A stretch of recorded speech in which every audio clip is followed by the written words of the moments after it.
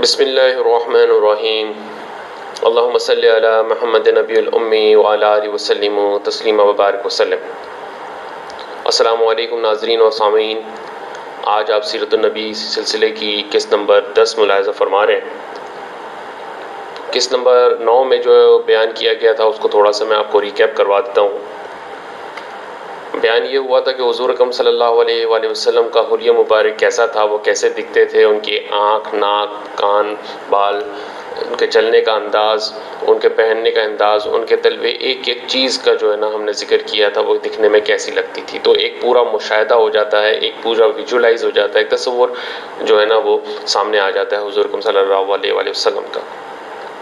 پھر اس کے بعد جو بیان ہوا تھا، پھر حضرت خدیجہ رضی اللہ تعالیٰ کے ساتھ ان کے ازدواجی تعلقات کیسے رہے، وہ ایک دوسرے کے ساتھ کس طریقے سے معاملات میں ایک دوسرے کی مدد کرتے تھے، کس طریقے سے ایک دوسرے کا خیال رکھتے تھے، یہ تمام باتیں ہم نے پچھلی والے قسط میں بیان کی گئی تھی۔ اب ہم بات کرتے ہیں اس سے آگے کی، تو آپ کو اس میں جو ہے مکہ مکرمہ میں جو خانہ کعبہ کا جو حجر اسود رکھا گیا تھا اس سلسلے میں جو ہے آگے بیان ہوگا، تو وہ پوری ہسٹری جو ہے میں آپ کے سامنے رکھتا ہوں۔ تو امید کرتا ہوں آپ کو یہ بات سمجھ میں بھی آئے گی، پسند بھی آئے گی، اور آپ اس چینل کو سبسکرائب بھی کریں گے اور شیئر بھی کریں گے اور لائک بھی کریں گے۔ ہوا یہ کہ مکہ کے چاروں طرف پہاڑیوں کا سلسلہ ہے اور بیچ میں کعبہ ہے۔ زور کی بارش ہوتی تو شہر میں پانی بھر جاتا تھا۔ پھر کعبے کی دیواریں نیچی بھی تھیں اور دیواریں پر چھتیں بھی نہیں تھیں، جیسے ہماری یہاں کی عیدگاہ ہوتی ہے عام طور پہ۔ ایک بار کا واقعہ ہے کہ بہت زبردست سیلاب آیا جس سے بہت سی عمارتیں گر گئیں اور پانی کعبہ کے اندر پہنچ گیا۔ اس طرح دیواروں میں شگاف پڑ گئے اور بنیادیں کمزور ہو گئیں۔ یہ چیز مکہ والوں کے لیے ایک مسئلہ بن گئی اور انہیں اس کی مرمت کی فکر ہوئی، اوروں کی طرح آپ صلی اللہ علیہ وسلم کو بھی ہوئی۔ کعبہ ہی ان کے لیے سب کچھ تھا، یہ ان کا عبادت کا گھر بھی تھا، ان کے بتوں کا گھر بھی تھا۔ پھر دور سے لوگ اس کا طواف کرنے آتے تھے، اس کی وجہ سے تجارت میں فروغ بھی ہوتا تھا، کاروبار میں ترقی بھی ہوتی تھی۔ اس کی وجہ سے انہیں لوگوں کی نظروں میں ایک اونچا مقام حاصل تھا۔ یہاں کے لوگوں کو آنے والے ان کی عزت بھی کرتے تھے اور اپنے سے اونچا اور برتر سمجھتے تھے، کیونکہ یہ اس کے ہمسایہ تھے، اس کی خدمتگار اور پاسبان تھے اور اس سے متعلق مختلف عہدوں سے سرفراز بھی تھے۔ چنانچہ یہ لوگ ایک جگہ جمع ہوئے اور آپس میں مشورہ کرنے لگے۔ کیا مشورہ کرنے لگے؟ کون اسے ڈھائے گا اور کون اسے تعمیر کرے گا؟ یعنی اس کی جو عمارت اتنی کمزور ہو گئی ہے تو پہلے گرایا جائے گا، ڈیمولش کیا جائے گا، پھر اس کے بعد اس کو دوبارہ تعمیر کیا جائے، کیسے کریں؟ اگر گرایا بھی جاتا ہے تو ایسا نہ ہو کہ اللہ تعالیٰ ناراض ہو جائے یا جو بت وہاں رکھے ہوئے ہیں ان کا کوئی قہر نازل ہو جائے۔ لوگوں کے دلوں میں اپنی اپنی جو ہے وہ تصور یا جو قیاس جو ہے نا وہ بڑھتے گئے۔ کعبہ اللہ کا سب سے مقدس گھر ہے۔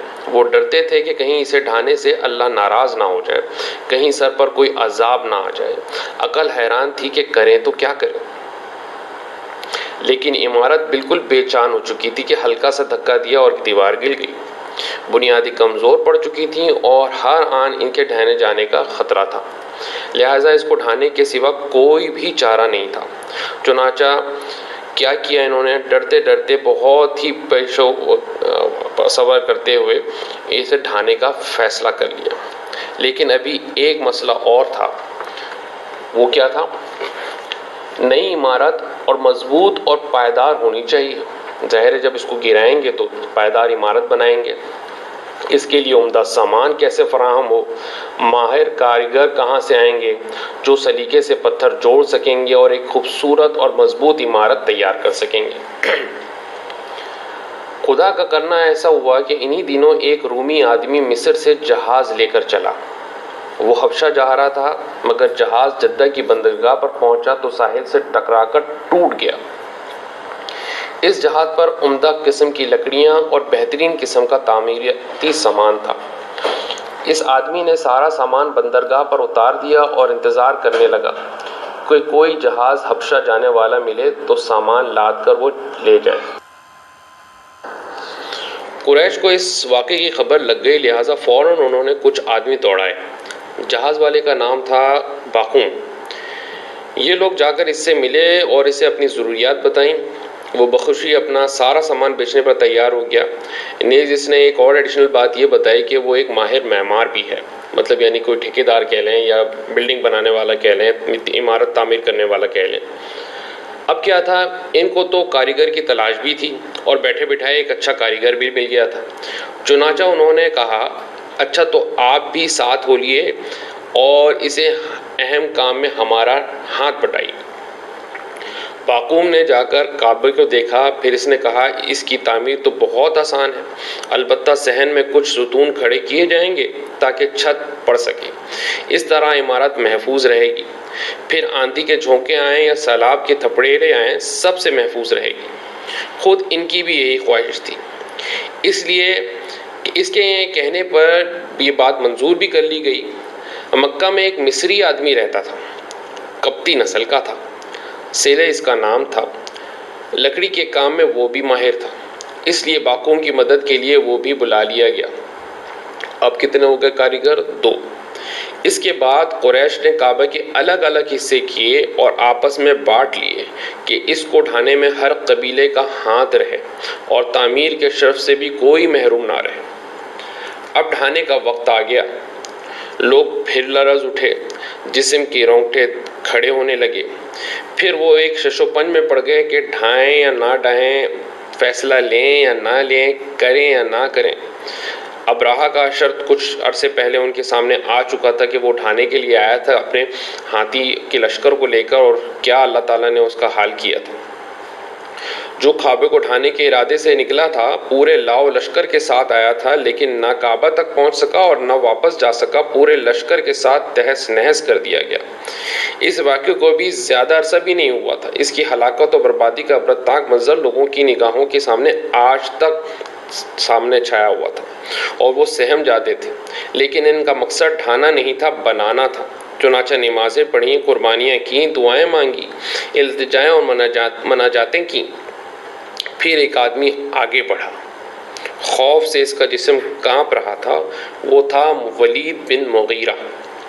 لرزتے ہاتھوں سے اس نے کدال پکڑی اور ایک ستون ڈھا دیا۔ ہر طرف سناٹا چھایا ہوا تھا اور لوگ چپ چاپ کھڑے دیکھ رہے تھے، انہیں انتظار تھا کہ دیکھیں ولید کا کیا حشر ہوتا ہے اور وہ کس بلا میں گھرتا ہے۔ رات گزر گئی، نئی صبح پھر نمودار ہو گئی، لیکن ولید کو کچھ نہ ہوا، اس پر کوئی بھی آفت نہ آئی۔ اب قریش کی ہمت بندھی اور دل کو اطمینان ہوا اور انہوں نے کعبے کی عمارت ڈھانی شروع کر دی۔ ڈھانے میں سب نے حصہ لیا اور پتھروں کو ہٹانے میں بھی سب شریک رہے۔ ڈھاتے ڈھاتے وہ ایک سبز چٹان تک پہنچ گئے، اس پر بھی کدالیں ماری، مگر کدالیں چھٹک چھٹک کے واپس آ گئیں اور چٹان جوں کی توں رہیں۔ پھر وہی نئی عمارت کی بنیاد بنی ہونے لگیں۔ کعبے کی پرانی دیوار میں مشرق کی طرف ایک کالا پتھر تھا اور اب بھی ہے، اس کا نام ہے حجر اسود، یعنی کالا پتھر۔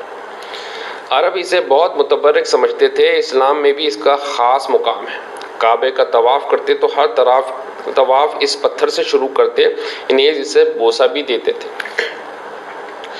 قریش نے دیوار کچھ اور اونچی کر لی۔ اب حجر اسود رکھنے کا وقت آیا تو سوال پیدا ہوا کہ یہ شرف کس کے حصے میں آئے، کون اسے اس جگہ پر رکھے۔ کوئی قبیلہ بھی اس شرف سے محرومی پر تیار نہ تھا، ہر ایک یہ سعادت خود حاصل کرنا چاہتا تھا اور دوسروں کے مقابلے میں اپنے آپ کو زیادہ حقدار سمجھتا تھا۔ چنانچہ ایک ہنگامہ اٹھ کھڑا ہوا، لوگوں میں نوک جھونک ہوتی رہی، اختلاف بڑھتا گیا اور حالات بگڑتے گئے۔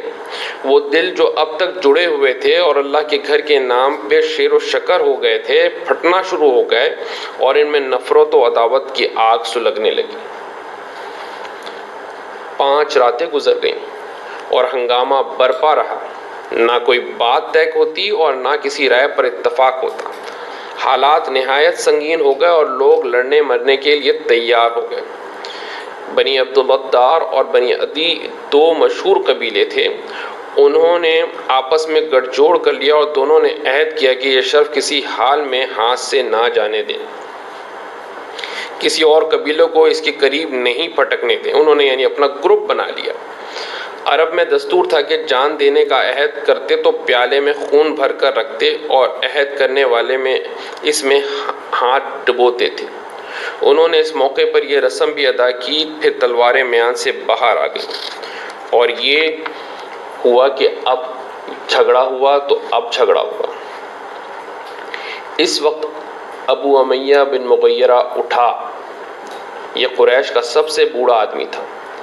ہر ایک اس کا ادب و احترام کرتا اور اس کی بات کے آگے سر جھکا دیتا۔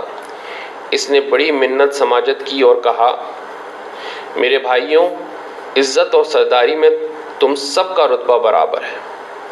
بلا وجہ آپس میں لڑو جھگڑو نہیں، نفرت اور عداوت کی آگ نہ بھڑکاؤ، عقل و ہوش سے کام لو اور میری بات مانو۔ پہلا قریشی جو باب الصفا سے داخل ہو کر آئے گا، اس کا فیصلہ اس پر چھوڑ۔ یہ رائے سب نے مان لی۔ کعبے کے گرد حرم شریف کی 4 دیواریاں تھیں۔ اس کے دروازے میں سے ایک کا نام باب الصفا ہے، کیونکہ یہ صفا پہاڑ کی طرف سے نکلتا ہے۔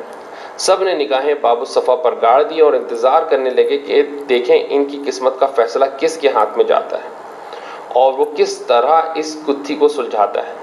عرب کا کرشمہ دیکھو، تھوڑی دیر ہی بعد ایک خوبصورت جوان باب الصفا سے نمودار ہوتا ہے۔ وہ تیزی سے چلا آ رہا ہے۔ دیکھتے ہی دیکھتے سب چیخ پڑتے ہیں، امین امین، محمد صلی اللہ علیہ وسلم، امین کا فیصلہ تسلیم۔ ابھی کوئی فیصلہ دیا نہیں، کوئی رائے نہیں دی، بس اس نوجوان کو دیکھ کر، آپ صلی اللہ علیہ وسلم کی شکل کو دیکھ کر ہی انہوں نے بولا کہ یہ جو بھی فیصلہ کہیں گے ہم تسلیم کر لیں گے۔ کتنا اعتماد تھا قوم کو اس جوان پر۔ پوری قوم میں کوئی نہیں جسے اس کی دیانتداری پر شبہ ہو، کوئی نہیں جسے اس کا فیصلہ ماننے میں تامل ہو۔ دیکھنا ہے آج اس نازک موقع پر وہ کیا کردار پیش کرتا ہے۔ لوگ بے تابی سے آگے بڑھے اور آپ صلی اللہ علیہ وسلم سے فیصلہ چاہا۔ آپ صلی اللہ علیہ وسلم نے فرمایا، ایک کپڑا لاؤ۔ کپڑا آیا تو آپ صلی اللہ علیہ وسلم نے اسے پھیلا دیا، پھر حجر اسود اٹھایا اور اس پر رکھ دیا۔ پھر فرمایا، ہر قبیلے کا سردار ایک ایک کونے پکڑ لے اور سب مل کر اٹھائیں۔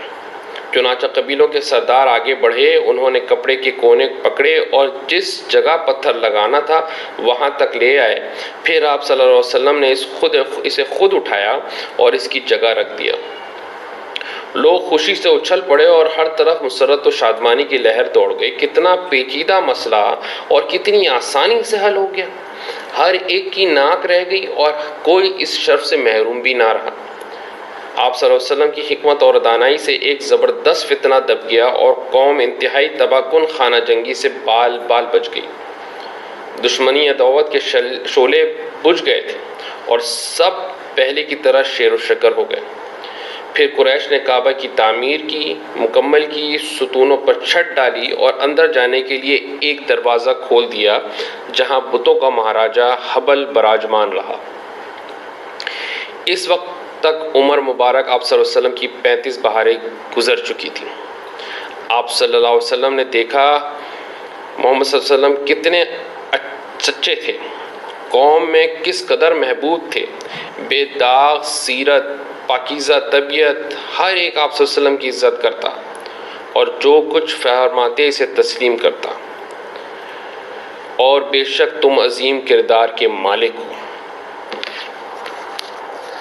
تو ناظرین و سامعین، آج کی یہ قسط کافی لمبی ہو گئی ہے۔ یہ قسط کو تھوڑا سا لمبا کرنے کا مقصد یہ تھا کہ یہ پورا واقعہ آپ کے پاس جو ہے تصور کے آئینے میں جو ہے وہ شامل کر دیا جائے، تاکہ آپ اس کو جب سنیں تو آپ کے سامنے وہ تصور، وہ معاملہ جو ہے سامنے آ جائے کہ وہ واقعہ کس طریقے سے رونما ہوا تھا اور کس طریقے سے جو ہے حضور اکرم صلی اللہ علیہ وآلہ وسلم نے اس مسئلے کو سلجھایا اور کعبے کی عمارت کو مکمل کیا اور حجر اسود کو ان کی اپنی جگہ پہ لگایا۔